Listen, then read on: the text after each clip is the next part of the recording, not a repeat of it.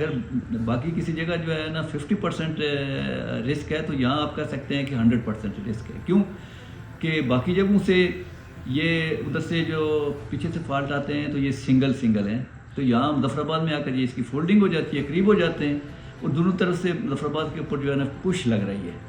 तो ये उस पुश की वजह से भी यहाँ ज़्यादा जो है ना लैंड स्लाइडिंग हो रही है, और अगर अर्थक्वेक भी आएंगे तो इसकी वजह से जो है ना रिस्क यहाँ डबल हो जाता है।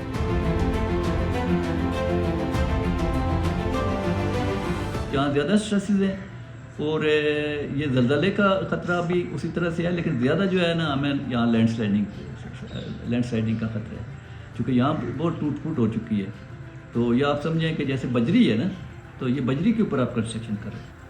आप जिधर गवर्नमेंट ने जो है ना रेड जोन मार्क की हुई है, उधर अगर आपको कोई कहता भी है कि जाकर घर बनाएं, तो आप ना बनाएं।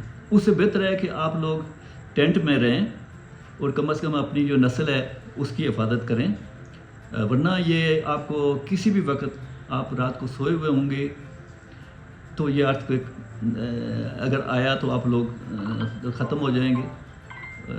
अब को पता ही नहीं चलेगा कि आपके ये घर किधर गए, ये रप्चर के अंदर चले जाएंगे। और दूसरा मैं ये कहूँगा कि ये जो आप गंदा मटेरियल इस्तेमाल करते हैं घरों के अंदर, ये ना करें। तीसरा मैं ये कहूँगा कि जो आपके ये मकान है इसमें आप एसाइमिक डिज़ाइन बनाएं, फ्रेम स्ट्रक्चर बनाएं और लाइट मटेरियल इस्तेमाल करें।